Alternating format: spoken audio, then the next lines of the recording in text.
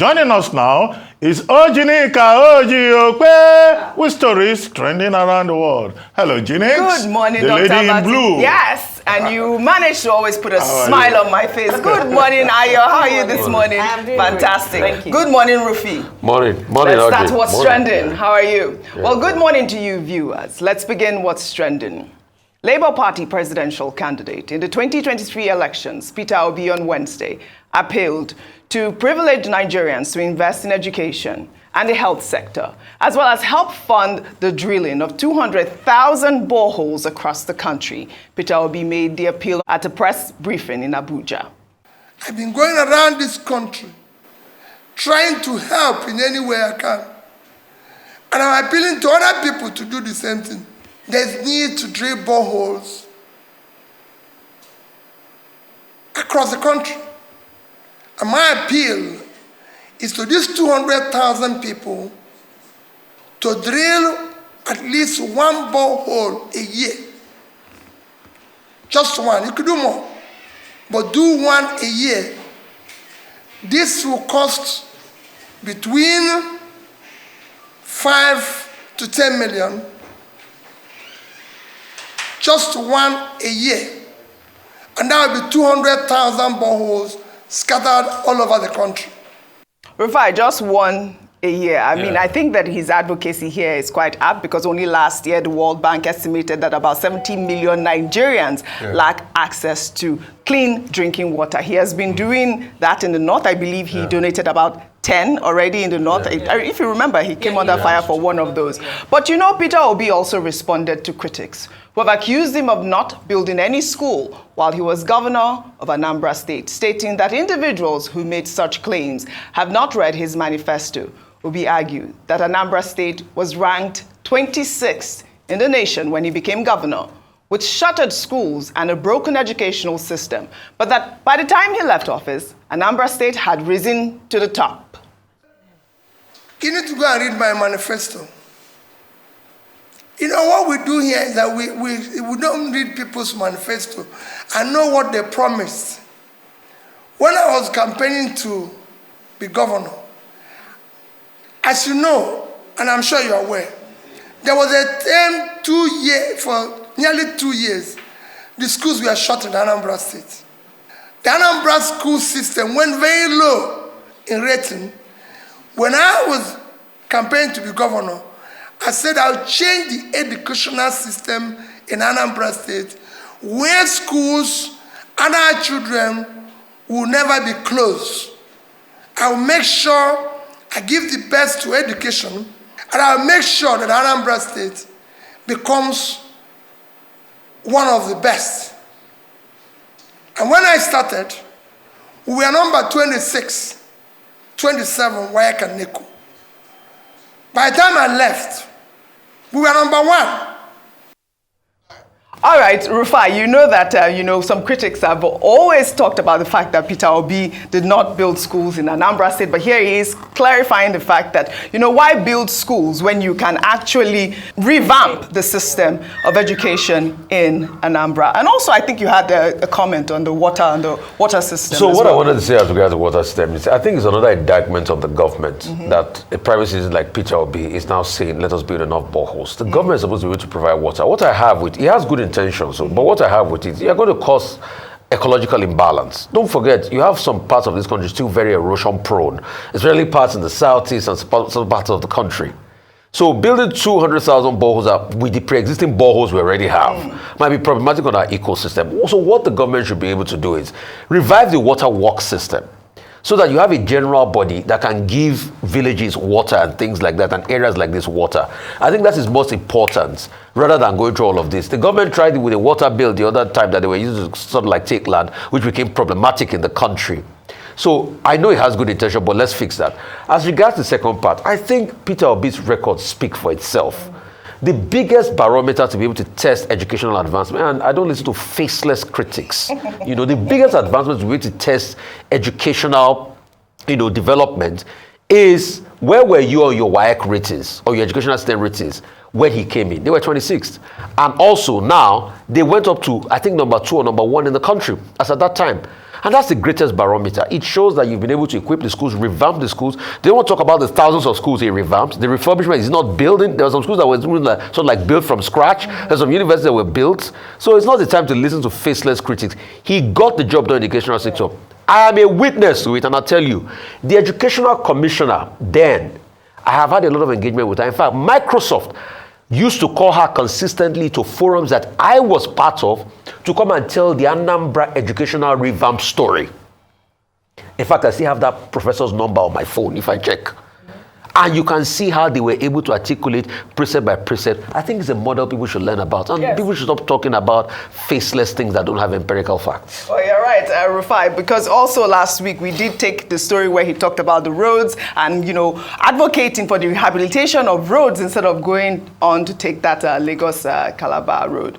Well, in Lagos, the governor of the state, Babajide Sanwo Olu, on Wednesday said that he has fulfilled his promise to stand by the vulnerable amid the global economic hardship. The governor made the remarks before a crowd of excited community leaders, workers, and other Lagosians at the public presentation of Eco Cares, an intervention program targeting 500,000 households to address poverty in Lagos. In the last 6 weeks, we have gone ahead to package foodstuffs. We've packaged edibles into sack, which we will be distributing through either local government, through the CDCs and CDAs, through the unions, through all of the various stakeholders that we have, religious bodies, and will ensure that these things get to the vulnerable in our society. The Ministry of Health is ready and they've been galvanized to start the medical outreach immediately. They have put all of their processes together and they're going to be running this medical outreach in all of our 3 senatorial districts, and I think in a total of 6 locations that they will be starting not later this week, but next week at the latest. And what the outreach will do is to be able to give medical attention to a lot of our citizens that will be coming up that do not want to go to our regular hospitals, and they'll be treated at the medical outreach free of charge.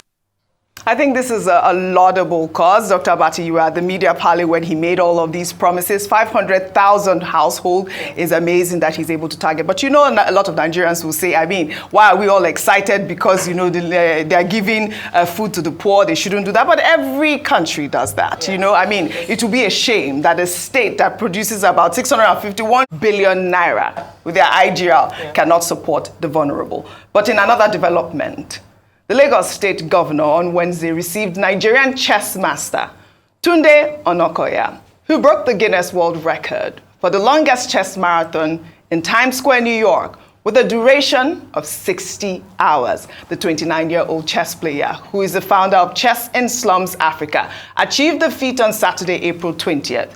Tunde said he hopes to empower illiterate children across Africa through the feat. Governor Sanwo Olu praised Onokoya's dedication and passion for chess. In a post on Instagram, the governor wrote, "His journey embodies the spirit of Lagos resilient, ambitious, and driven to succeed," adding that as we celebrate his achievements, we are inspired by his vision for empowering our children and youth. Together with Tunde and the transformative power of chess, we'll work towards a future where every child in Lagos has the opportunity to realize their full potential. Onokoya was given a heroic welcome to Nigeria on Wednesday with a heartwarming reception at the airport in Lagos. Let's take a look.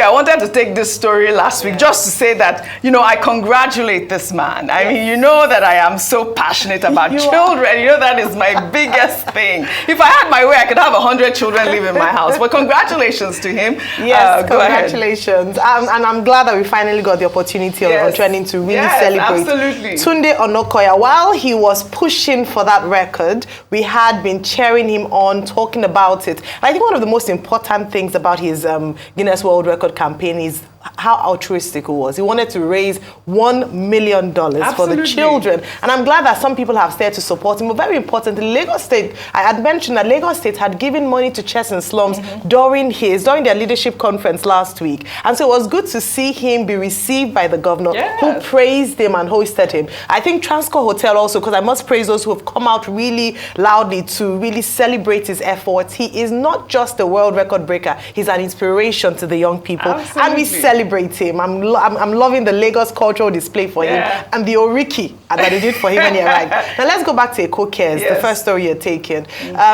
Congratulations to Lagos State. 500,000 households, that's a lot. I know he himself, the governor, said it's a tip of the iceberg. But the fact that we're able to think of the most vulnerable, we're talking about how food has gone very expensive, 30% increase in the number of things, food inflation has gone high. A lot of people are going to bed hungry. Yes. He's a wise governor for doing this, because beyond feeding the stomachs of the people, he's also indirectly stopping people from crime, because we've seen the rate of how poverty levels affect, or there's a spike in crime rates when that happens. And so a good job, well done. One thing I must push for is that whilst we feed the people and ensure they don't go to bed hungry, let's also help small business owners, which Lagos plays a host to a large number of them. Can we provide support for businesses that are suffering as a result of high energy costs? This is the beginning. He's talked about supporting more people in the future, but the most important thing as well is that let the intended get the goods, because what happened with COVID must not repeat itself. But kudos Lagos State Governor, kudos Lagos State, really proud of you. Absolutely. You have spoken well as a true Lagosian. Well done. Well, all right, we'll take another story.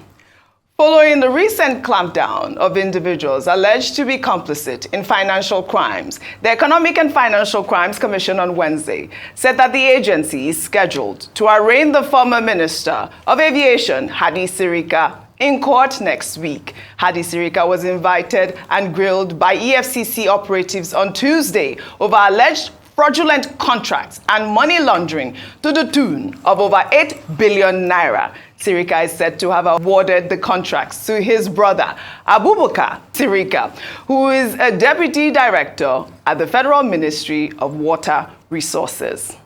Well, in the meantime, a video showing supporters of the embattled former governor of Kogi State, Yahaya Bello, performing rituals to prevent him from being arrested by EFCC operatives has made the rounds on social media. Let's take a look before we come back for a discussion.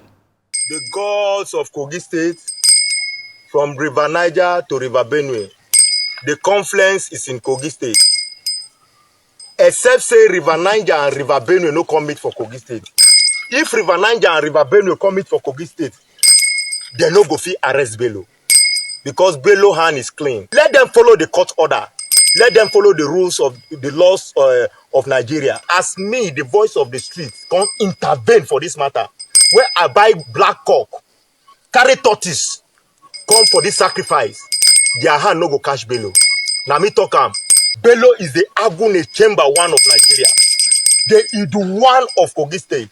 The white lion itself. EFCC dey front, dey back. Excel. Raw, flex, because you have worked and you need to chop. I've given this to the gods.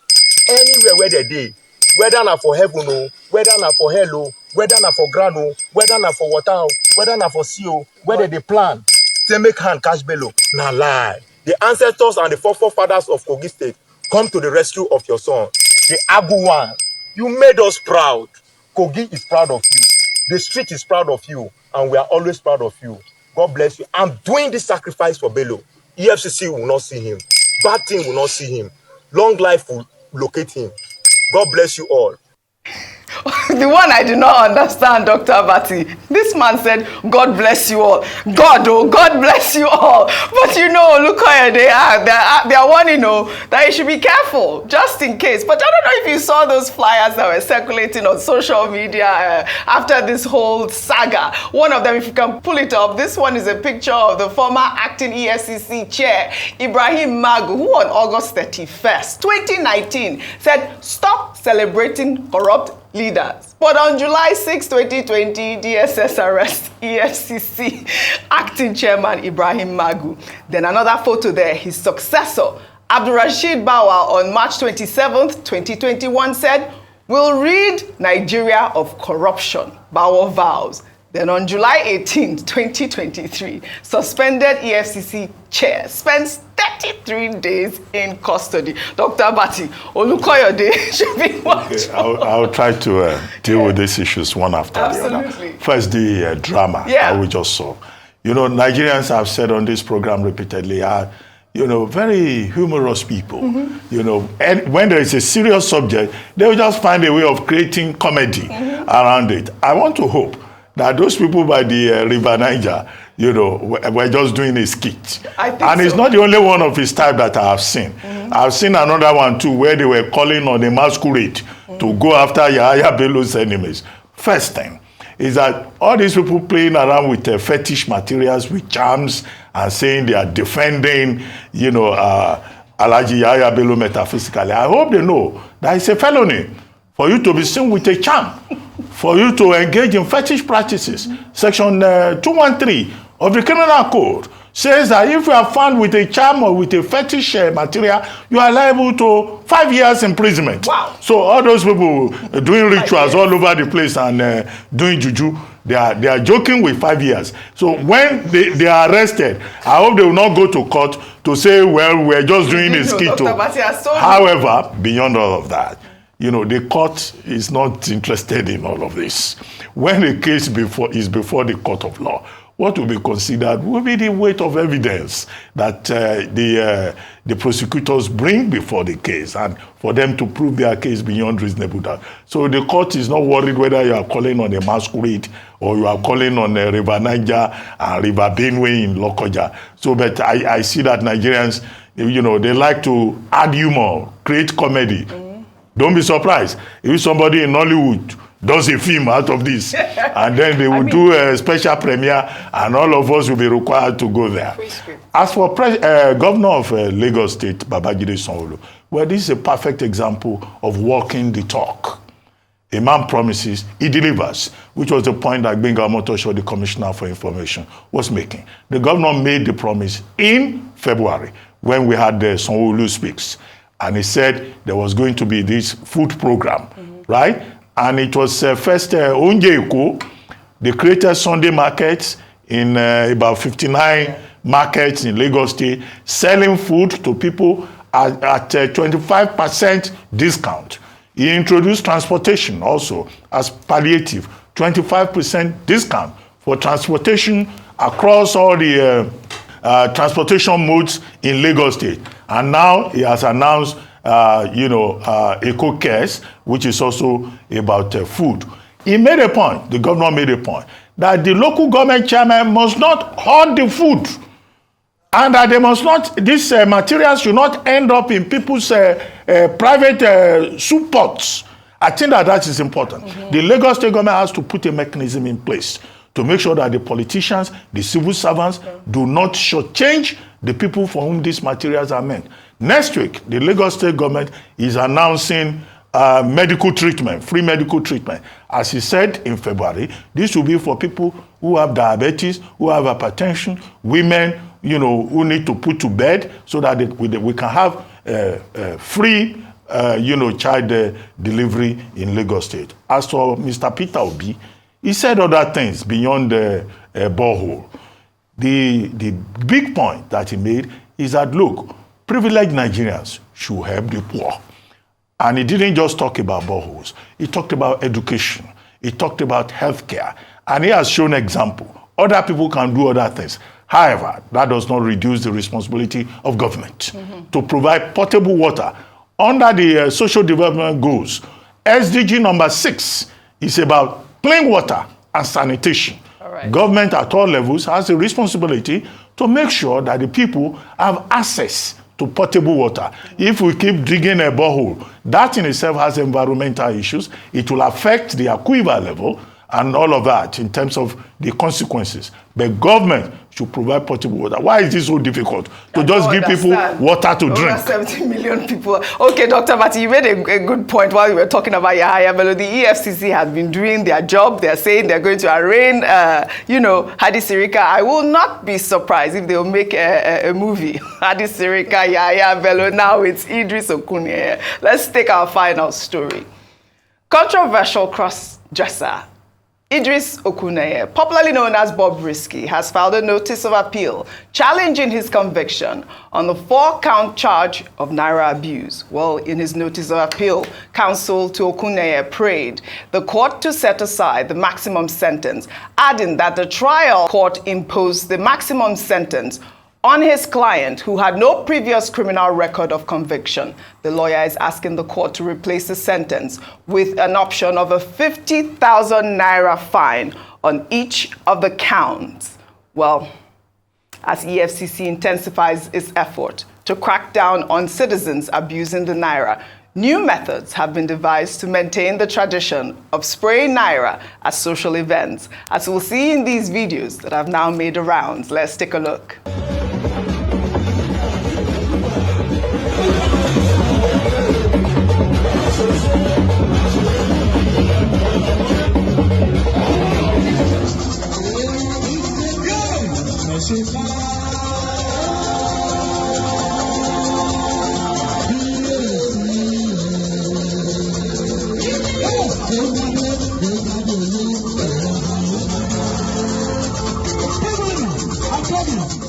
Aya, you were saying this is the safest way of distributing the money. But Rufai, go ahead on Idris's appeal.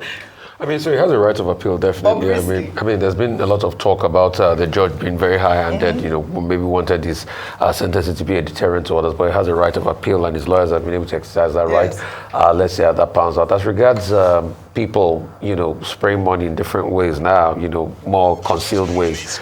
The thing is, like somebody used to say on social media, you will learn. Yes. So people already learn. Yeah. They already learn. Have you gone to a party now lately? You never sprayed money in parties, right? I never sprayed money. Some people even do transfer, but I never sprayed money. I hardly go to parties in the first place. All right, but I mean, I think it's just you. But it's also a cultural thing. Yes. And when you chart historically, this was a culture that became prominent in the 60s and 70s, because in the medieval times where we had cowrie money, our people were never spraying cowries on each other. Well, they're throwing the cowrie, what are you talking about? It was a culture that became heightened in the 70s with the oil boom. So it's something we can also now fix, know. Absolutely. I think this will address the thing of this banning without putting. It's a cultural thing. You cannot change culture by banning. What you're going to have to do is to expand the prison service to accept more people. Because even after the weekend of that, we still saw more people. So I think one of the things that the EFCC ought to have done is to some form of orientation ahead of the time. Get people used to the idea the same way they got used to the idea of the culture of spraying. I agree that we can find better and more, more creative ways of doing it. During COVID, they were printing fake notes, which you will spray, and then exchange. So people were creative. When was the health impact? I've had some defense of these people saying, you have no proof to show that the money I was spraying was real money. But some people are also saying they're going to start spraying dollars. Some rich people. Now, I want to see how they're going to do that. Quickly, we only have a few seconds. The law is very clear. Yes. And I made a point before about conflict between culture and the law. Yes. Now, the only way out that I think is convenient is if people can come together and they ask for a review of that, Section 21 of the CBN Act. If it is reviewed and you say, okay, because of the cultural disposition of these people, this is how you can spray money or spend money in public. I like that. Otherwise, you break the law. Since the law exists, you do the time for it. You do the time. Or you pay fine. Well, all right. Thank you very much. Thank you. I'd like to thank you guys for your great analysis, as always, on What's Trending. Well, that's all I have for you guys on What's Trending today. I'll see you all tomorrow.